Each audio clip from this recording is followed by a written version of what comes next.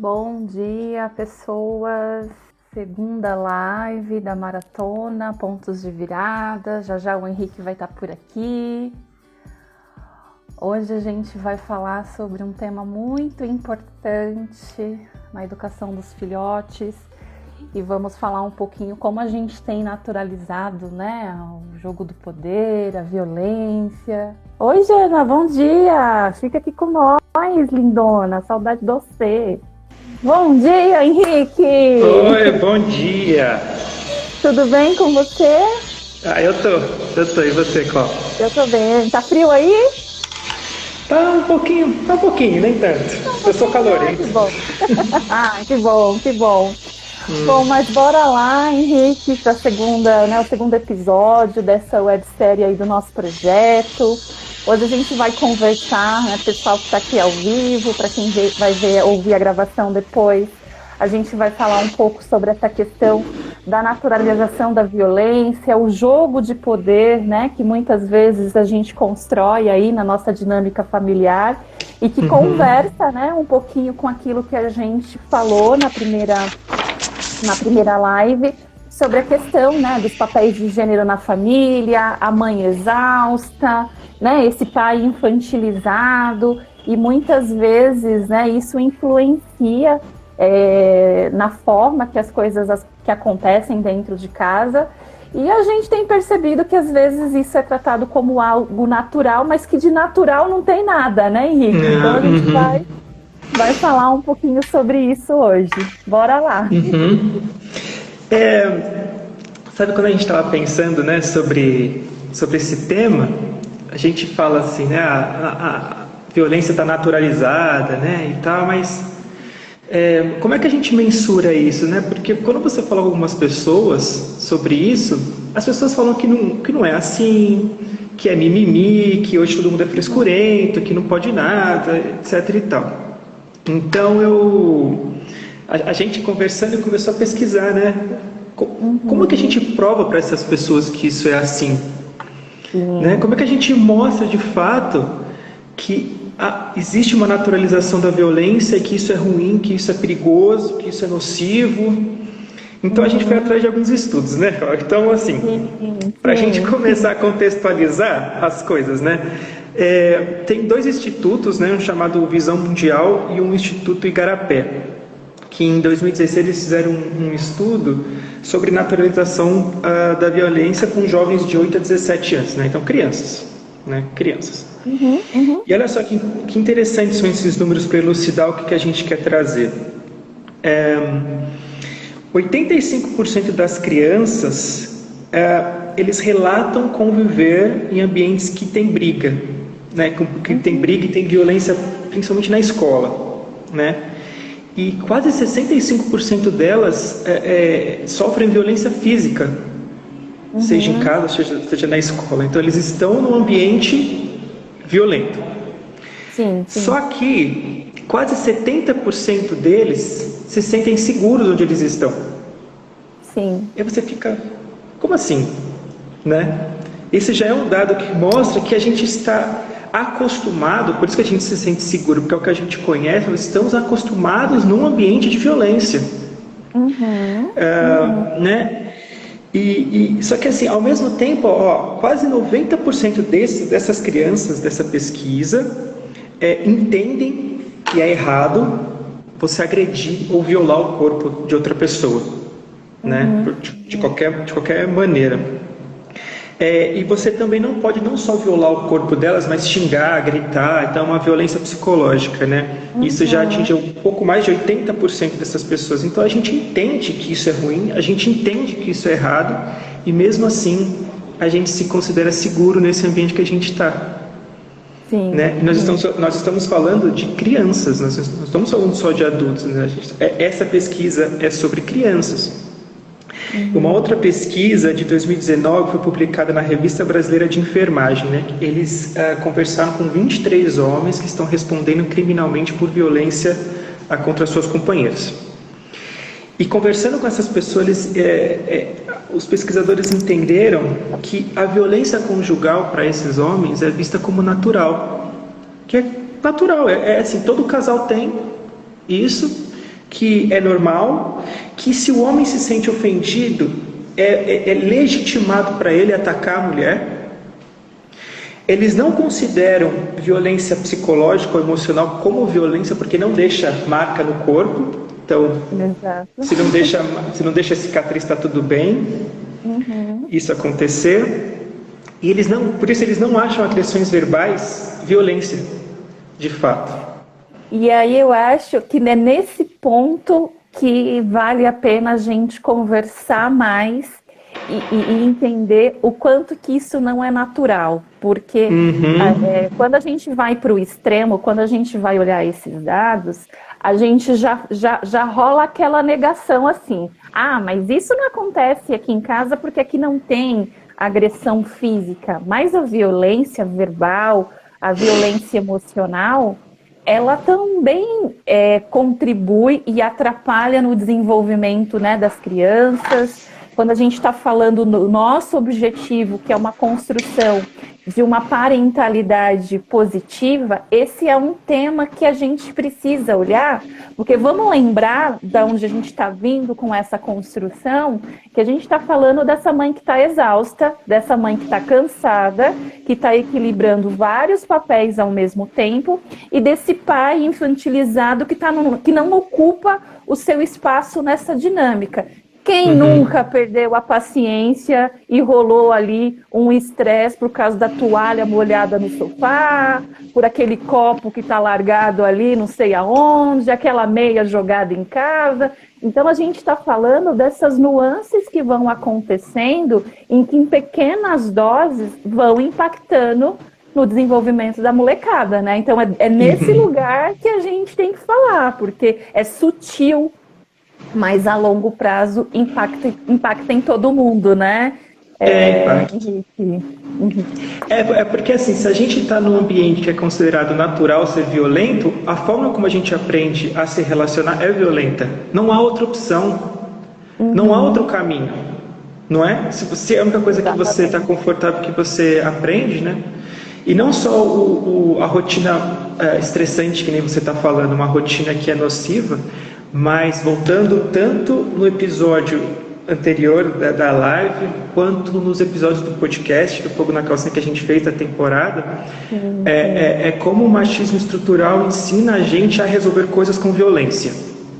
Exatamente. Cara, e isso se perpassa não só na pessoa que sai na porrada mesmo, sabe, assim, no confronto físico, mas isso está em todos...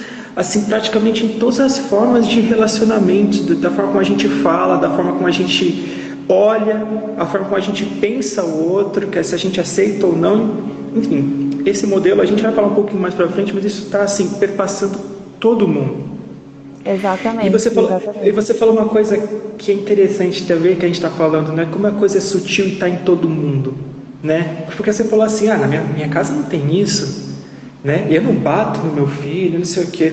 Cara, olha, vamos pensar assim, a definição do que é violência doméstica, sabe? É qualquer dano físico ou psicológico. Qualquer dano físico ou psicológico não acidental contra um menor, por exemplo, ou contra uma pessoa, qualquer pessoa, né? Que tem como resultado cicatrizes, né, machucados, impactos físicos, emocionais, psicológicos, qualquer coisa, isso é considerado violência doméstica. Sim. Então a gente precisa ter isso em mente antes de falar, não, na minha casa não tem, né? Eu não bato no meu filho, mas grita constantemente, sistematicamente, porque a gente entende isso como forma de educação, sistematicamente, dessa forma. Exato, né? Exato. E aí eu acho que tem uma... Me ouviu, Henrique? Deu um atraso aqui, eu não sei se eu te atropelei aí na sua fala. Não. O que eu vejo, né, assim, eu percebo né, nas interações que eu tenho com as mulheres, ou na minha própria, né, na própria vivência, com amigas, enfim, é que a gente acaba usando, né, essa agressividade na hora de punir, na hora do castigo, porque o educar, é você ensinar, né, ali a criança a se comportar, a criança a fazer tarefas, a criança fazer a lição de casa. E aí, na hora que essas coisas não vão acontecendo, então, na hora que a vida está acontecendo normalmente, né, então tá todo mundo bem, tá tudo dentro dos lugares. Então, quando a coisa está funcionando, a gente falar de violência ou desse jogo do poder, né, que acontece, parece ser algo assim, nossa, isso não tem nada a ver comigo. Acontece que a gente sabe que não é sempre que a vida está assim, e a gente sabe, principalmente agora, né, em função da pandemia, em função de tantas mudanças que vêm acontecendo, né, na nossa vida, na nossa dinâmica, muitas coisas mudaram. E a forma da gente lidar com isso e todos os conflitos que a gente tem, todos os medos que a gente tem, acaba impactando nessa dinâmica familiar, né? Então, como é que você faz para fazer a sua reunião, o seu home office, com o seu filho ali, a aula online, e aí ele não participa na aula, já tem 1 ano que está na aula online, ele não aguenta mais a aula online, não faz a lição. E aí a gente começa a usar esse poder, esse autoritarismo, que muitas vezes o que a gente fala? Você vai fazer porque eu estou mandando, você vai fazer porque eu quero que você faça. Né? E aí, ó, isso a gente acha natural, mas quando isso acontece sistematicamente, a gente está naturalizando esse jogo de poder, porque eu estou usando o meu poder para resolver ali uma situação. Então, isso é esse lugar, né? Então, a gente... Para quem está chegando, se conectando com o nosso projeto agora, eu e Henrique, a gente fez lá uma temporada no meu podcast, no Fogo na Calcinha, falamos sobre esses dilemas da educação, vale a pena ouvir, falamos desse machismo estrutural, que é o que o Henrique está trazendo aqui, que traz para a gente esse comportamento que a gente faz sem perceber, que é onde, olha, é o poder. Você vai fazer porque eu estou mandando, você vai fazer porque eu sou sua mãe, você vai fazer porque eu sou seu pai. É esse lugar, é isso que a gente está dizendo que é natural, só que não, né, Henrique? É construído, né? Tudo é construído, tudo é construído a partir de... E é assim, quando a gente pensa assim, tudo é construído socialmente, a gente pensa em grandes instituições, sabe? Em coisas muito, muito, muito grandes, em regras muito grandes, envolvendo guerras, países, governos. Só que tudo isso vai se refletindo em pequenas instâncias. Aí você vai fechando o foco assim, acontece na relação pai e filho, que nem você está falando, na relação de casal, na relação das amizades, sabe? Por exemplo, a gente naturaliza a violência e aliena o amor, por exemplo, entre homens, sabe? Você não vê carinho entre homens, não existe isso. E eu falo enquanto homem porque eu cresci nessa cultura onde quando você vê homens sendo carinhosos um com o outro, isso não é bem recebido, isso é motivo de chacota, isso enfim, um monte de coisa. Aí, né? Aí é aquele preconceito estrutural que a gente também tem, que não é o foco da nossa conversa, mas a gente cria um bloqueio, né, Henrique? Para esse carinho, para esse amor, né? Não é expressado, ele não é expressado. Assim, você aliena o amor, mas naturaliza a violência entre homens. Então, o que eu quero dizer? Isso está presente em todos os lugares, em todas as instâncias, em todas as relações. E não só, de novo, não só em situações extremadas, mas na minha família, na sua família, na família de quem está assistindo, em todas as famílias. Quer ver? Um último estudo que eu peguei para a gente trazer aqui para conversar, que saiu no periódico eletrônico de psicologia, né, que eles compararam 2 grupos, grupos de crianças que foram retiradas da família pelo Estado por negligência ou violência, e um grupo de crianças que moram com suas famílias, né, crianças em situação normal, vamos chamar assim, crianças em situação normal. E quando você começa a comparar o que foi que eles conversaram, né? É lógico que aqueles que foram retirados têm um nível muito maior de estresse, muito maior de problemas, né? quase 70% deles não lembra de momentos positivos com a família, quase 70%. É muito alto, né? Essa é uma violência, assim, ali atuante. Só que quando você olha para as famílias consideradas normais, isso chega a 20%. 20%, o que é muito alto, é uma criança a cada 5, sabe? Numa sala de aula, o professor está lá, é uma fileira inteira, uma fileira assim, ó, sei lá, uma sala de 40, são 8 crianças que não conseguem pensar em momentos positivos com a família. E aí, alguns motivos disso é essa naturalização da violência das relações. Porque assim, de um lado você tem a naturalização da violência, olhando isso como parte, e do outro você tem a gente não se empenhando por essa parentalidade positiva, por essa presença de qualidade com os filhos, por criar memórias afetivas, né? Então, assim, eu naturalizo a violência, o que é negativo, e sou negligente com aquilo que é positivo. Então, eu fico num campo onde eu só mantenho o status quo, eu só mantenho isso, eu não mudo isso. Né? Então, quando a gente está falando dessa parentalidade positiva, que é a nossa contribuição, que é o que a gente quer, né, oferecer aí para as pessoas que estão se conectando com essa proposta, é esse olhar. Pensa aí com seus botões, para 5 minutos e faz essa análise. Dentro da relação com os meus filhos, eu estou naturalizando esse jogo do poder, esse jogo, né? Quando a gente lembra lá daquele episódio onde nós falamos sobre os tipos de parentalidade, quando a gente está falando, né, daquele tipo de parentalidade, como que é o nome técnico, Henrique, que me fugiu? Eu ia falar autoritário, mas não é autoritário. É rígido, parentalidade rígida.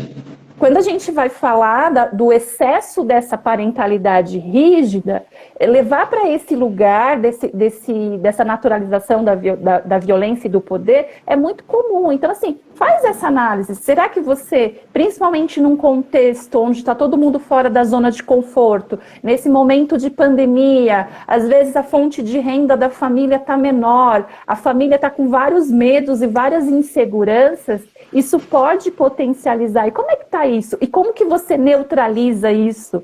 É com a positividade, é com o amor, é com o acolhimento, né? É ampliando o seu olhar sobre as possibilidades. Então, a gente precisa realmente falar desses extremos para a gente poder equalizar, porque senão a conta não vai fechar, né? Então, não é também uma parentalidade permissiva, onde tudo pode, né? Mas é um pouquinho dos dois, para que as crianças, principalmente, elas tenham seu desenvolvimento, né, de forma mais saudável. E assim, eu me lembrei de 2 coisas que eu quero compartilhar aqui, porque eu acho que conecta com o que a gente está falando, que é da naturalização do poder.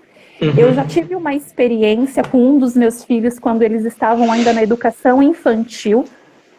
Um dos meus filhos, ele era agredido por um outro coleguinha praticamente todos os dias na escola. Ele, na hora do recreio, no banheiro, esse coleguinha sempre batia no meu filho, e era uma situação sempre muito complicada de administrar. Então, eu precisei ir na escola, a gente precisou de todo um apoio, né, em relação a isso, mas assim, em algum momento eu ouvi uma fala, mas é comum as crianças se baterem nessa idade. Não, gente, não é comum as crianças se baterem nessa idade, é comum elas brincarem, não é comum isso acontecer. E como é que a gente resolve essa situação, né? Então teve essa, e uma mais recente, que eu acho que pode ser que muitas mães, muitas famílias se identifiquem com isso.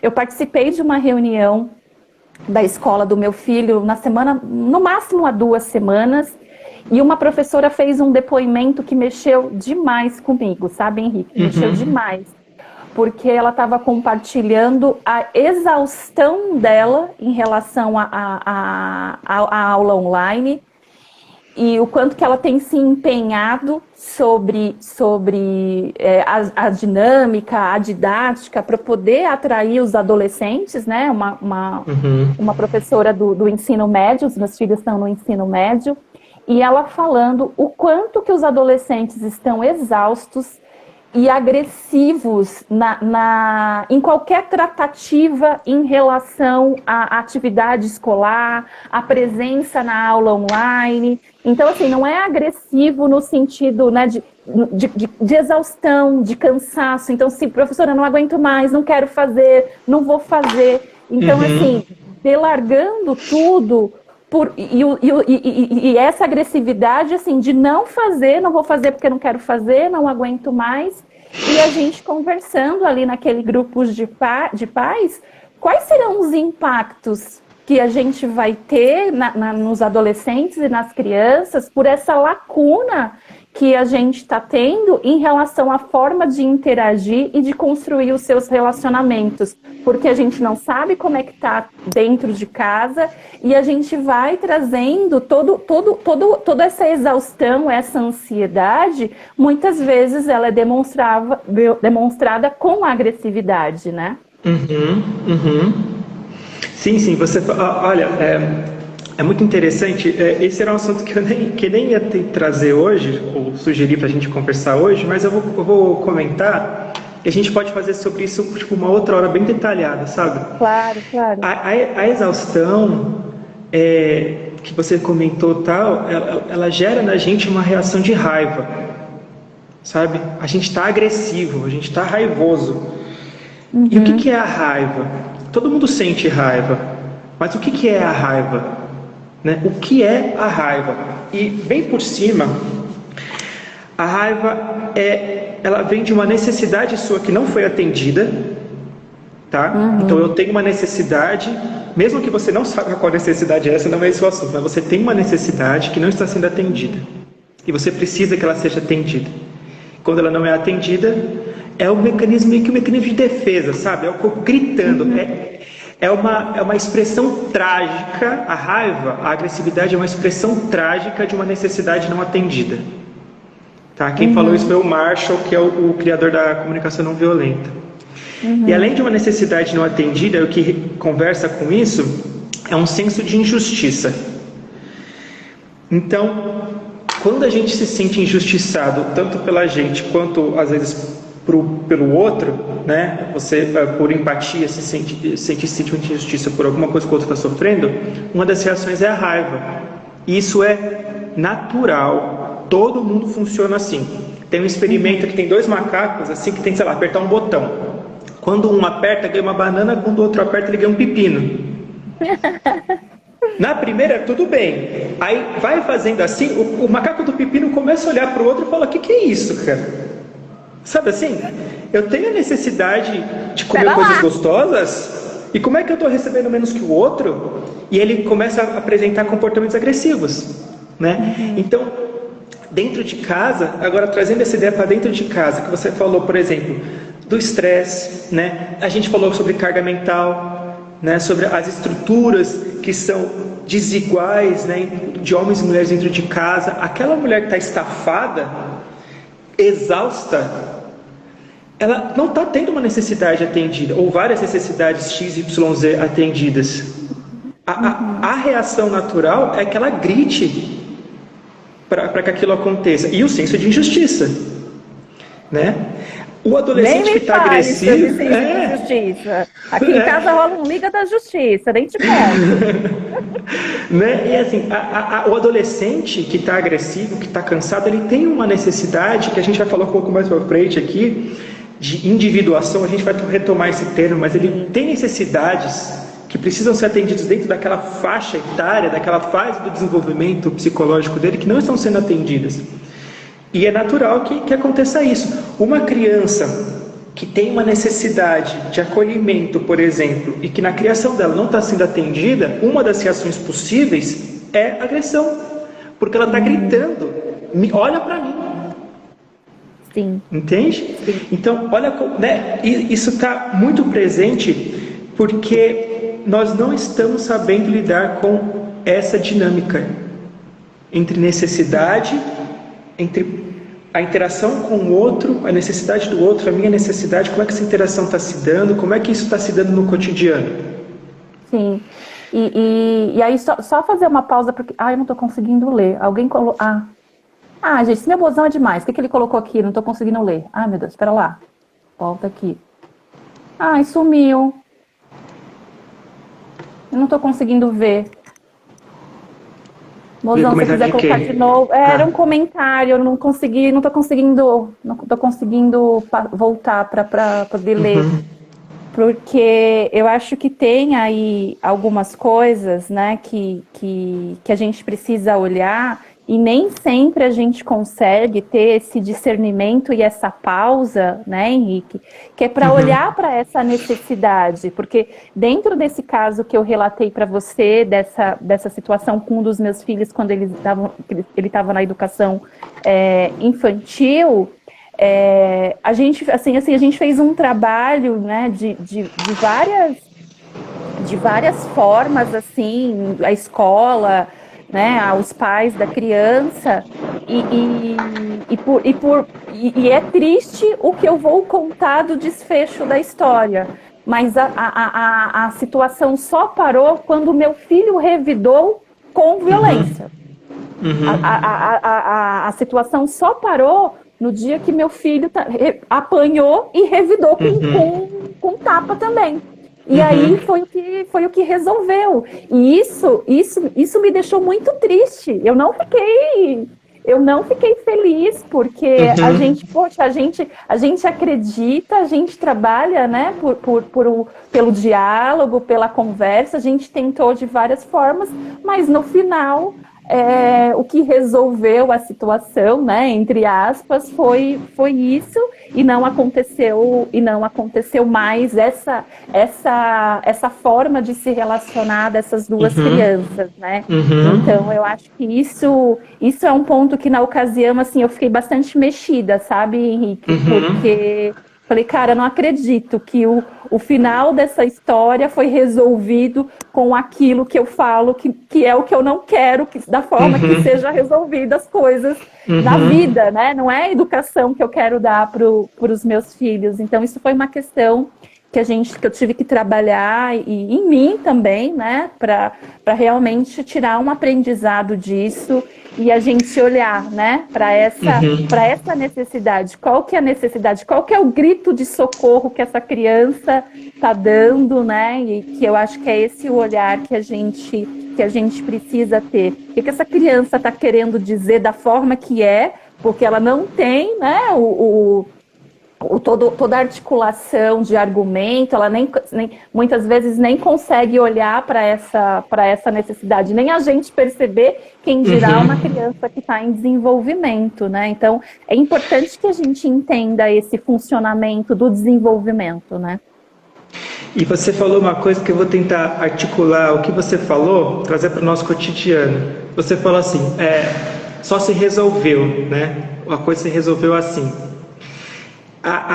Se resolveu o problema do menino batendo no seu filho, mas não resolveu a violência que ele tem dentro dele. Isso apareceu em outro lugar. Ele passou a bater no cachorro, ele passou a bater em outro colega, qualquer coisa desse tipo, né? Pera lá, então, deixa eu tomar cuidado com os comentários aqui, Henrique, aproveitar que eu estou vendo. Teve uma pessoa, a Sossô Vasquez, está dizendo assim, não devemos incentivar, mas aprender com o que aconteceu. Exatamente, foi uma super lição e uma conversa que na minha família, nesse caso que eu estou contando, aconteceu, e agora está aqui. Mozão, esse revide é tratado como normal e muitas vezes orientado pelo pai da criança.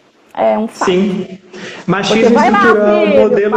Vai lá, filho. Machismo estrutural é um modelo que não sabe o que fazer, né? Só não ser violento.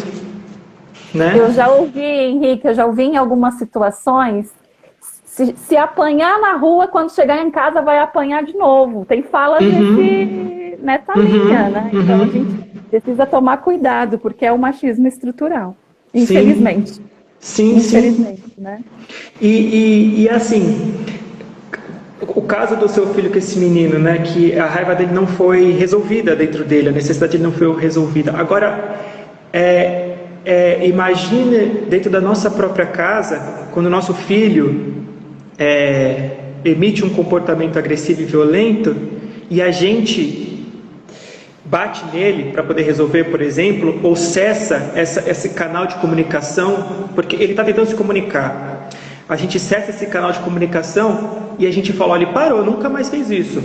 Mas não resolveu, porque o que fez foi, antes estava indo para fora. O meu resolveu foi bem assim, entre aspas, porque eu sei assim, que não...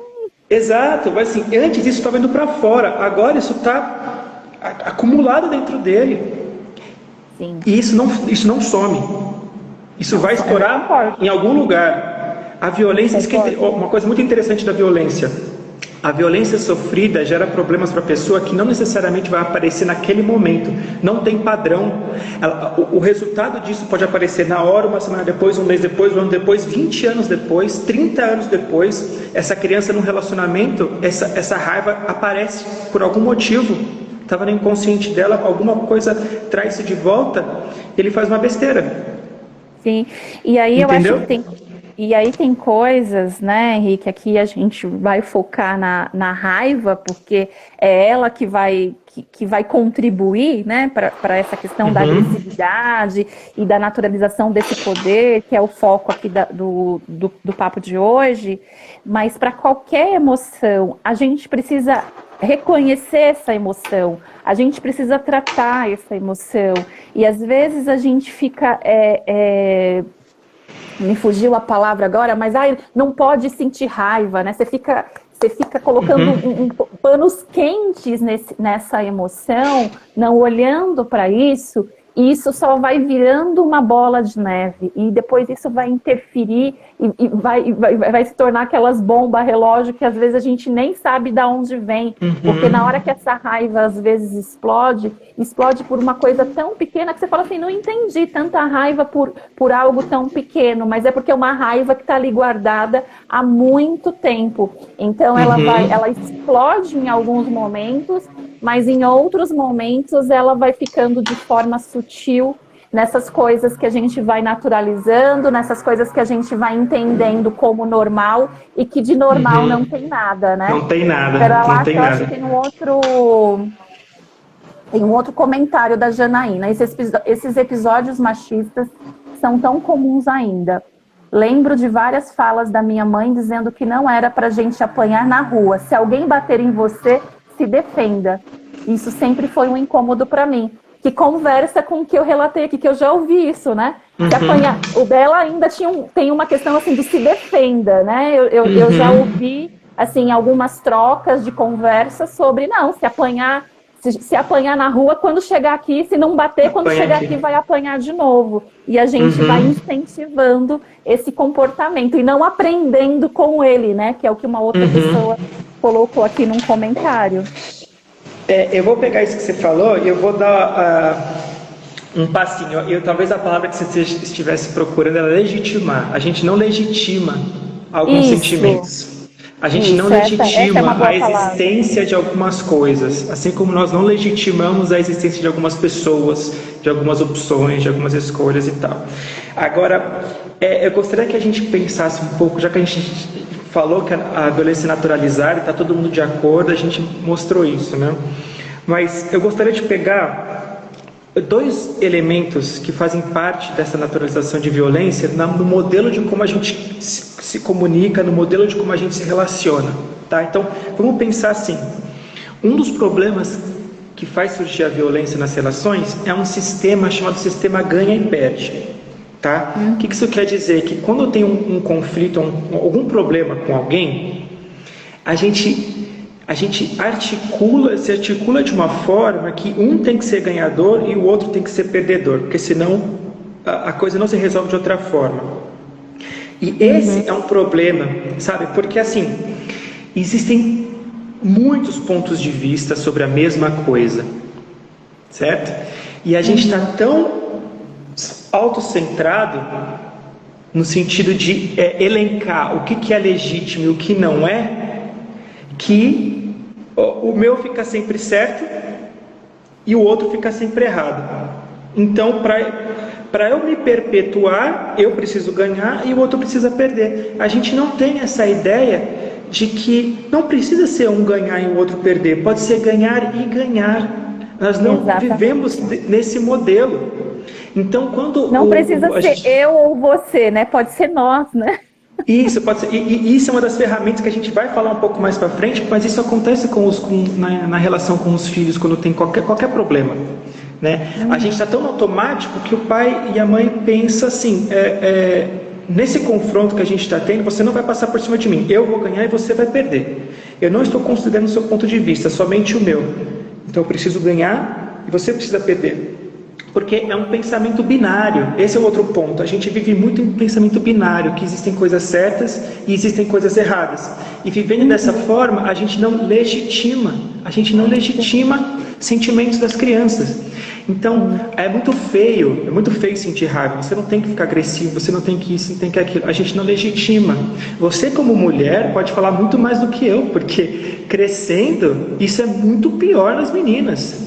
Se a gente vive uma cultura machista, que diz que temos que resolver as coisas na violência, mas quando é criança, a menina não pode ser violenta, ela tem que ser boazinha, recatada, não sei o quê. Cara, imagina o que fica dentro. Isso me dá fogo na calcinha, Henrique, porque eu ouvi muito isso. Mas porque você tem que ser boazinha, menininha, você é uma mocinha, você não pode ficar... Ai, que feio, você tá com raiva. Gente... Isso é violência. E o que você faz? Porque você está sentindo, né? Porque você ouve, e isso a gente pode trazer aqui várias nuances, né? Mas assim, e depois quando você tá adulta, né? Isso rola muito quando você é criança, depois quando você tá adulta, quando você adota uma postura mais assertiva, não é nem agressiva, nossa, tá bravinha. Você é difícil, você é uma mulher difícil. Deve estar de TPM. Então a gente precisa tomar cuidado com essas coisas, precisa legitimar esse sentimento, porque ele faz parte de todos nós, e isso é extremamente importante na educação dos filhos, porque quando eles estão nessa formação, se a gente der essa permissão e ensinar as crianças a lidar com essas emoções que vão surgindo, isso tende, né, a contribuir em todas as relações que vão ser construídas, né, ao longo da jornada dessa criança. E aí é importante a gente refletir. E esse é o convite, né? Se você está aqui acompanhando a gente, é isso que a gente quer com esse projeto do Pontos de Virada. Trazer essas conversas, trazer essas reflexões, mas também trazer ferramentas. Como é que a gente faz, então? Estou entendendo, né? Estou entendendo o problema. Henrique e Cláudio tá fazendo sentido aqui para mim, mas o que a gente pode fazer, né? E aí, para a gente conseguir cumprir o nosso tempo, já que eu sou a guardiã do tempo, a gente tem mais 20 minutos aí de live. Quando a gente falou de algumas ferramentas, né, na primeira live, na segunda-feira, estou aplicando aqui em casa, hein, Henrique? Que legal. Vou marcar uma conversa com o mozão aí, ele está fazendo a lista dele, eu estou fazendo a minha lista, vai rolar. Que legal! Estou aplicando aqui em casa, depois eu conto. E aí a gente falou, né, na live passada, quem não assistiu, a gente teve temas bem interessantes. E aí, para essa questão desse poder que a gente está naturalizando, que a gente não deve naturalizar, para essa agressividade, para tudo isso que faz, né, que foi a temática dessa live, que ferramentas, Henrique, que a gente pode implementar aí na nossa dinâmica familiar para lidar com tudo isso? O interessante de toda essa discussão que a gente está fazendo é porque esse é o passo mais difícil, sabe, Cláudio? Ferramentas, você decorar a ferramenta e aplicar não adianta só se você não fizer o caminho mais difícil, que é a mudança interna de entender por que você está fazendo isso, sabe? Entender a naturalização da violência, entender a violência sutil que acontece, por exemplo, como você falou, de como fala com as meninas e tal, né? O mais difícil é essa mudança interna, então refletir sobre isso é importante. E depois que isso está bem integrado, a gente pode ir para as ferramentas práticas, que aí ela começa a fazer sentido. Elas começam a fazer sentido. Tá? Então vamos lá. Quando você briga com uma criança, quando você briga, né, você pune uma criança e tal, ela pode ter basicamente 4 reações, a gente vai só comentar 2 que perpetuam a violência, e aí a gente vai para as ferramentas. Ou ela vai bater de frente com você, certo? Que é um gritando com o outro mesmo, faz isso, não vou fazer, faz isso, não vou fazer, tá. Né? Ou ela acata, fica quietinha e depois se vinga. Tá? Aí ela, você brigou comigo, mas tá bom. Dali um pouquinho ela tá riscando uma parede, ela tá quebrando não sei o que, tá riscando o carro, tá fazendo, não faz lição de casa, de propósito para se vingar, e a gente fica nesse ciclo de violência. Né? Isso é só para ilustrar como isso tá na relação com o filho, a partir das reações violentas que você dá para ele, como é que ele vai retornar para você. Tá? Então vamos falar, né, sobre... Começar a falar das ferramentas. Muitos problemas de interação violenta acontecem quando não cumprem combinados. Né? Então, tem uma louça para lavar, tem coisas que você pede e a criança não faz, o adolescente não faz, né? Etc. E tal, né? Como é que a gente começa a resolver isso? Veja bem, é muito pesado, é muito pesado para o pai e para a mãe ser esse ditador de regras. É muito difícil. Sim, é uma carga concordo. mental muito pesada. E geralmente isso está na mãe, né? Principalmente na mãe. Isso é muito difícil. Assim como é muito difícil para a criança e para o adolescente ficar ouvindo o sermão toda hora. Cara, e como é que a gente faz então? Né? Exato. Como é que a gente faz?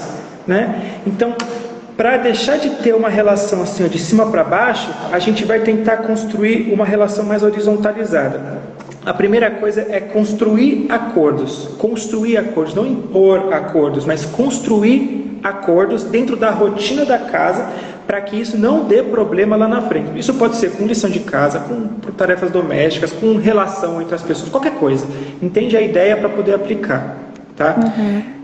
Então, construir acordo é o pai e a mãe ter a humildade, e tem que ser um papel de humildade mesmo, para a gente sair dessa hierarquia, de parar e olhar para o filho e escutar. Não causar a violência de imposição. Isso é muito difícil.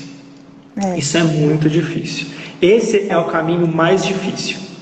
Então, quando o pai e a mãe veja bem, não é que o pai e a mãe não é que vai desestabilizar a hierarquia, não é isso, tá? Pai e a mãe continuam sendo a última voz de decisão, que é o papel deles, mas isso pode acontecer.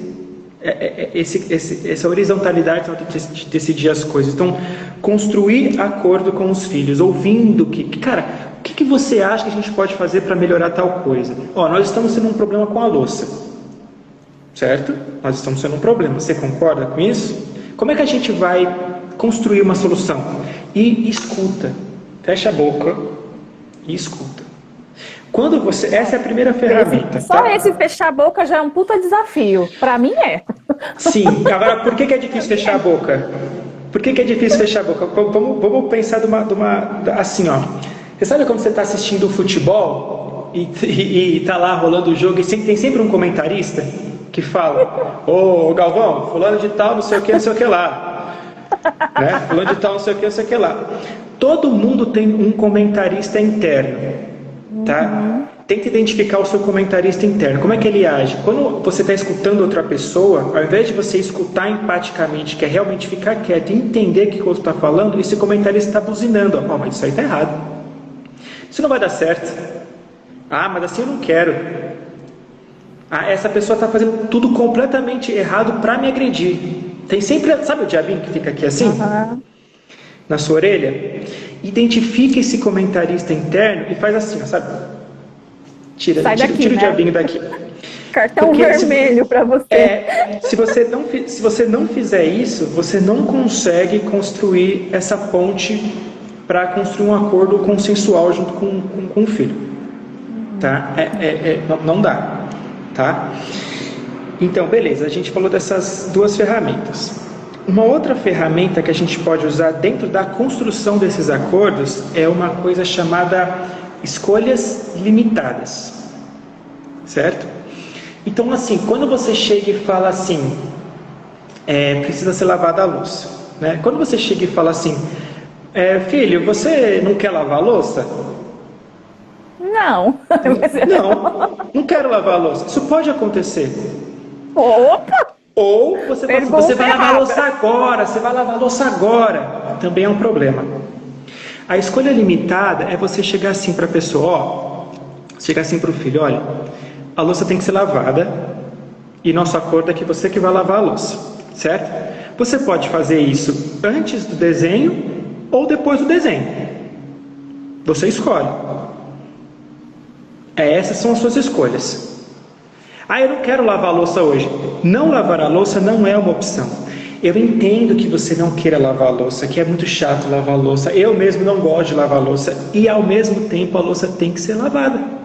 Você pode lavar a louça antes do desenho ou depois do desenho. O que você prefere? Se a louça foi, por consenso, dita que era aquela criança, aquele adolescente que teria que lavar, você pode usar essa ferramenta de escolhas limitadas para dar liberdade para ela se organizar, sem ser aquele peso do mandar, né? A mãe e o pai se aliviam um pouco, porque não precisa ser naquela hora, e a criança pode se sentir autônoma e participativa dentro da casa. Hoje eu prefiro lavar antes do desenho para depois eu ficar livre. Hoje eu prefiro lavar depois do desenho. Entende? Isso alivia. Isso alivia as pessoas. Alivia a criança, alivia todo mundo. Dá mais leveza para essa dinâmica de realizar as tarefas de casa. Né? Isso. E acho que é uma boa ferramenta. Escolhas limitadas. É uma escolhas limitadas. Porque, veja bem, às vezes não é que a criança ou o adolescente não queiram fazer as coisas, mas para ele é ruim fazer na hora que o pai quer, na hora que a mãe quer. E assim, quem foi que falou que tem que ser tudo na hora que o pai e a mãe quer? A gente tem que entender também, né? A gente tem um episódio, Henrique, que eu sou péssima de nome, eu não sei se você vai lembrar qual é o episódio do Fogo na Calcinha, que a gente falou sobre essa questão, acho que eu não lembro o nome, mas assim, depois eu posso até recomendar aqui na hora que eu fechar o vídeo para deixar disponibilizado, que nós falamos sobre essa questão da necessidade, porque às vezes nós, enquanto mães e pais, a gente fica numa coisa assim, vai fazer porque, sabe, uma vaidade, um ego, foi um episódio que nós conversamos sobre o ego, e aí é uma hora que a gente tem que parar e refletir, será que qual que vai fazer diferença? É só um desejo meu? Porque aí fica numa vaidade, num ego e numa infantilização de uma figura de pai e de mãe, né? A gente precisa ocupar esse lugar de adulto e entender essa negociação, esse ganha-ganha que foi o que você falou há pouco, né? Senão a gente fica no embate. Esse jogo do poder, muitas vezes, é incentivado pelo pai ou pela mãe.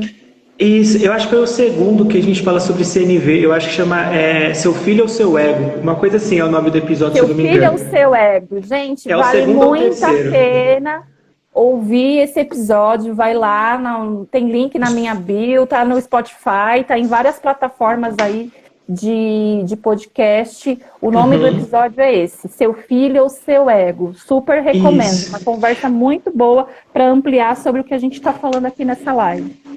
Porque assim, se você entende que as coisas têm que ser construídas por consenso, e você sai desse papel, sabe, de ficar colocando a ordem de cima para baixo, você começa inclusive a ficar muito mais fácil de você adaptar a rotina, porque esse é o natural de você ouvir a criança, porque a criança o criança e o adolescente tem tanto direito a ocupar o espaço da casa quanto você.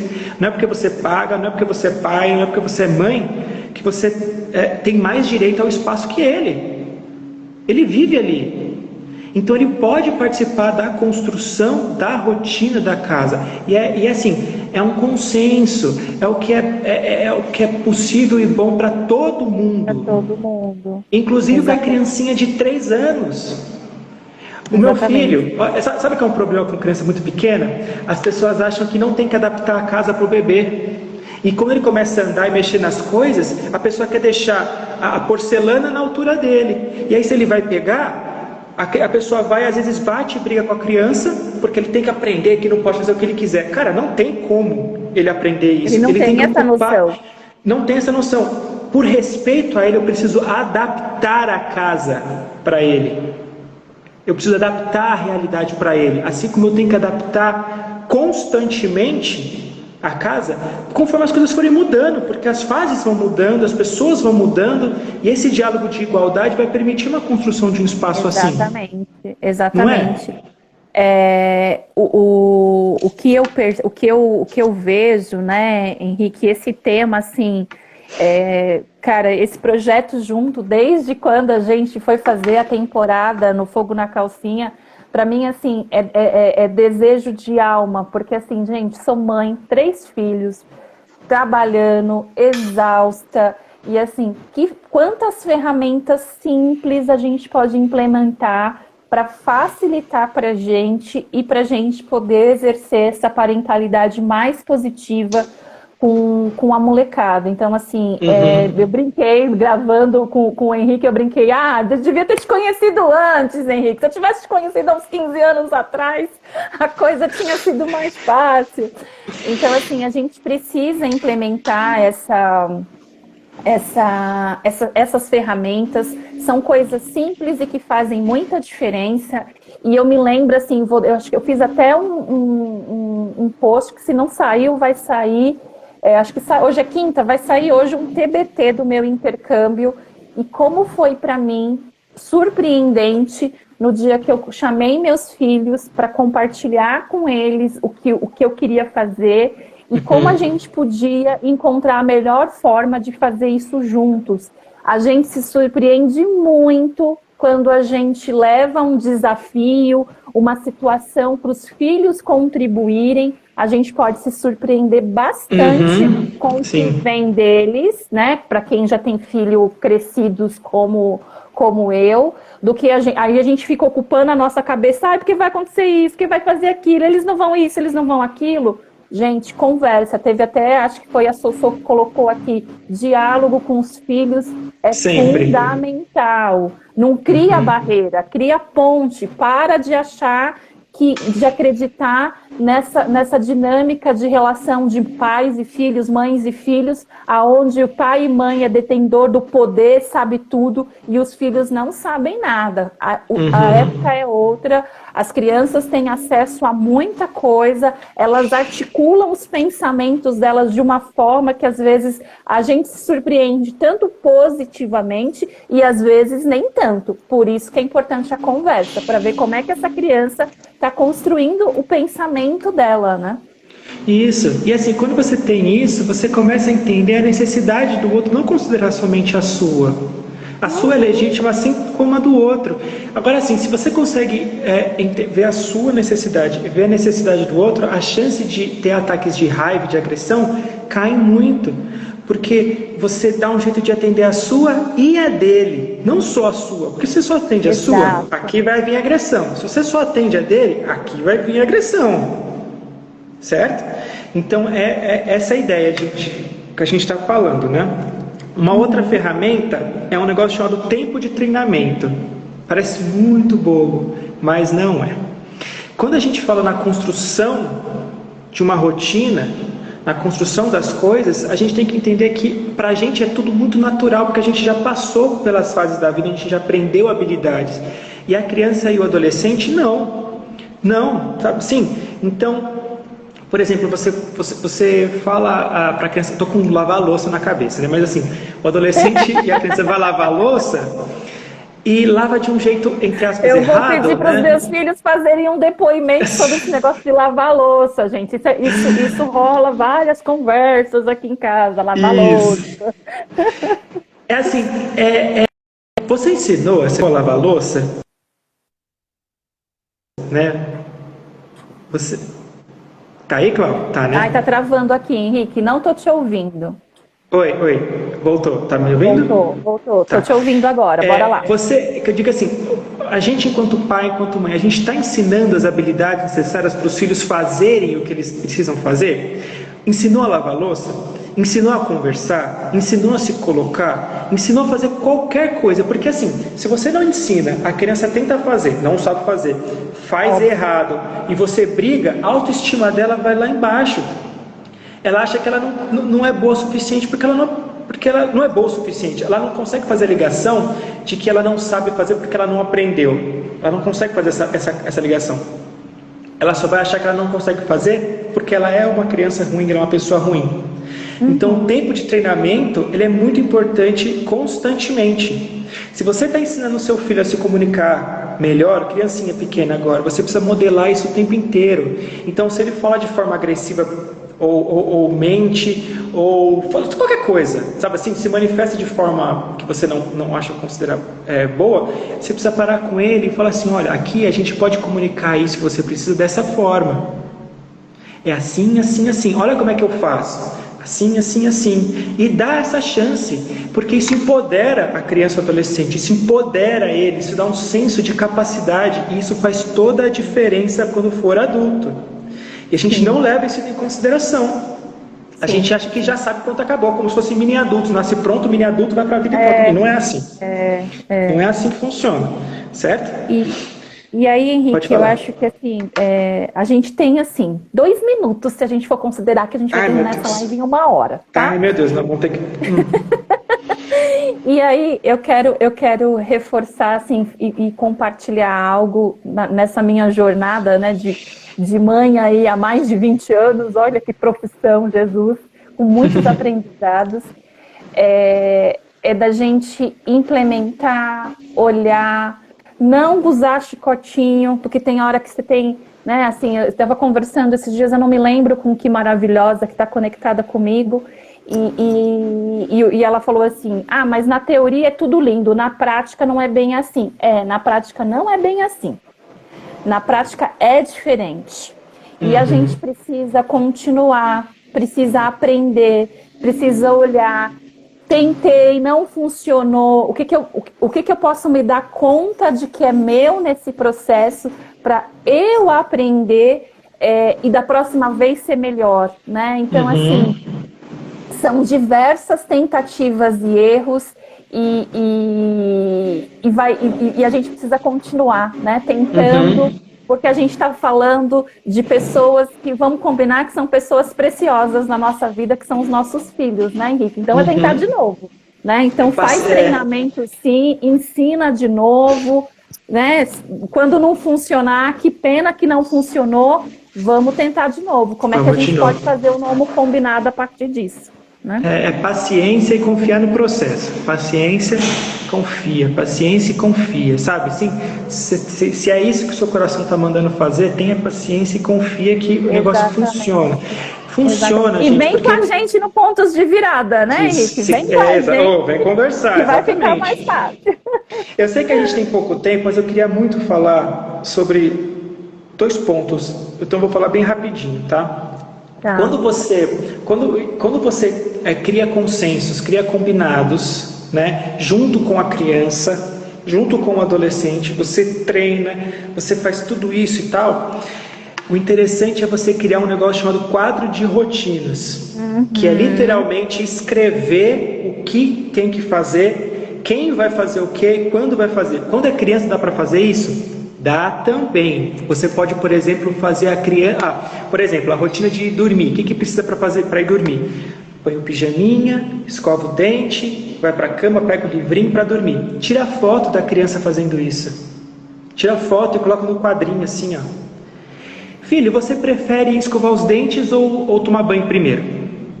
Eu gosto mais de escovar os dentes primeiro e depois tomar banho. Qual o problema se for assim? Não tem problema nenhum. Combina com ela, tira a foto, faz o quadrinho, né? E monta isso. A mesma coisa com os adolescentes. Por que isso é legal? Sabe por que isso é legal? Porque o quadro de rotina passa a ser o chefe e não o pai e a mãe. Se foi construído com todas as partes, você coloca o mandão sendo o quadro de rotinas. E isso alivia o pai e a mãe de ficar toda hora no pé. E como que isso funciona? Tá dando a hora da criança ir dormir. Você vira para ele e fala assim: Fulano, qual que é a próxima coisa que a gente precisa fazer para poder ir dormir? Olha o seu quadro de rotina. Aí a criancinha fica... Olha que empoderador que é isso para a criança. Ela vai lá e vai ver a foto dela. Agora eu tenho que escovar os dentes. Eu sei que a gente não tem tempo, mas vou contar mais uma. Aqui em casa já rolou esse quadro de rotinas, né? E aí eu me lembro que uma vez, eu tenho até isso postado no meu Instagram pessoal, vou colocar no Stories depois. Um dia eu cheguei em casa, tinha lá, mãe, você precisa ir no mercado, acabou não sei o quê. Cara, foi demais isso, porque você também vai criando esse compromisso de todo mundo, né? Então é muito Isso. legal. Façam. Quem não tem, faça, que é muito bom, muito bom. Isso alivia tanto o pai e a mãe, principalmente a mãe, que acaba sempre. A minha mãe sempre fala assim: depois vocês falam que eu sou megera, que não sei o que, sabe? Ninguém fala isso, ela que tira isso da cabeça dela. Ninguém. Eu falo assim, depois, quando eu dou meus 5 minutos aqui, eu falo isso. Isso, mas é porque é muito cansativo, cara. É muito cansativo. Então, quando você faz um quadro de rotina, você coloca essa responsabilidade no quadro de rotina, certo? Agora, essa é uma ferramenta. Agora, a última, que conversa com o quadro de ferramentas. Chama olha só que legal. Lembrete com 10 palavras ou menos. Esse é o nome da ferramenta. Lembrete com 10 palavras ou menos. Se está chegando no quadro de rotina, a hora do seu filho fazer alguma coisa, não dê sermão, principalmente com o adolescente. Não dê sermão. Você precisa lembrar ele do quadro de rotina com 10 palavras ou menos. Fulano, o que precisa ser feito agora? Ponto. E deixa ele... E fecha a boca. E fecha a boca. E deixa ele se agitar. No começo não vai ser natural, vai dar trabalho, tudo isso, gente, mas confia, vai, tenta por um tempo, tenta, assim, que a chance de funcionar é muito grande, porque você está falando assim para o adolescente: você é adulto suficiente para se virar, você é adulto suficiente para assumir a sua responsabilidade.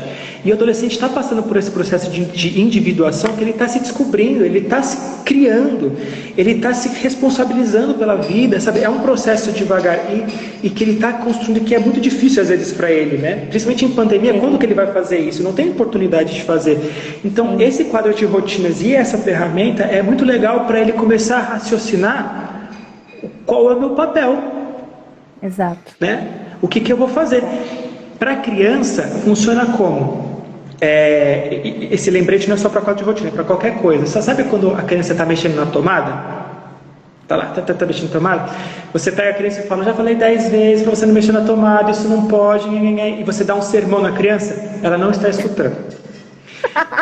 A comunicação é a coisa mais louca que a gente, como mãe, faz na vida, gente. Ela não está escutando você. Ela tá blá blá blá, nossa, quando é que eu vou colocar de novo o dedo na tomada?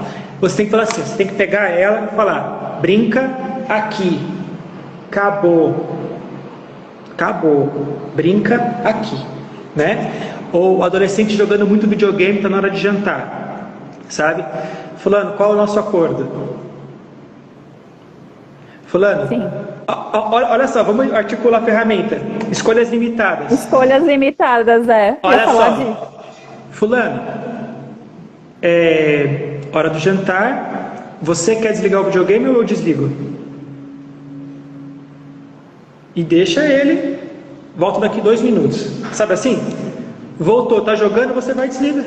Desliga, pronto. Ele escolheu para você, ele vai e desliga. Entendeu? Então, eu acho que é isso. Tudo isso. É tudo isso. Qualquer coisa, escuta de novo, anota as ferramentas e é isso. Isso. Eu vou fazer, eu acho que vale. Depois eu vou fazer um resumão das ferramentas para a gente poder compartilhar, né? Para quem está acompanhando, está se conectando com a proposta, manda para a gente também temas, desafios que você tem aí na rotina com as crianças, para a gente poder trazer aqui para essa live, para a gente poder conversar, para a gente poder trazer ferramentas que podem te ajudar aí com os desafios que você tem. Sábado estaremos aqui de novo às 10 horas da manhã com a última live dessa maratona, falando, né? Então, como é que a gente pode, então, potencializar esses filhos responsáveis, engajar os filhos, né, nos desafios, nas tarefas de casa? Então, a gente vai conversar sobre isso, vai ser no sábado às 10 horas, e a partir daí a gente vai começar a ter essas lives por hora, quinzenais, né, para a gente poder trazer conteúdos, ferramentas aí para vocês. Gratidão por quem participou, prestigiou ao vivo, para quem está assistindo a gravação. E é importante que vocês vão dando esse retorno pra gente, que aí a gente vai calibrando, né, os conteúdos, os tempos. É muita coisa, gente. A gente tem, assim, é tanta coisa que a gente quer compartilhar para facilitar aí para vocês, mas vai dizendo pra gente o que vocês estão precisando, que a gente vai filtrando e trazendo e contribuindo. E bora lá construir essa parentalidade positiva, né? Estamos aqui para isso. É isso que a gente quer. É isso aí. A próxima vai ser bem legal. Vão ser muitas ferramentas a próxima live. Gente, assim, olha, muitas. nem fala. Acho que eu vou trazendo para o Henrique os meus dilemas que eu já tive. O Henrique, não, porque tem isso, porque dá pra gente fazer isso. E a gente está fazendo tantas conexões gostosas para trazer aqui para vocês. Então, vem com a gente, traz o feedback que vocês precisam, que vai ser muito gostoso construir isso junto com vocês. Vamos ganha-ganha, né? Construindo juntos. Isso, ganha-ganha, em consenso. É isso aí. Exato. É isso Beijo, aí. Henrique. Até mais. Muito Tchau, obrigado, gente. pessoal. Até a próxima. Valeu.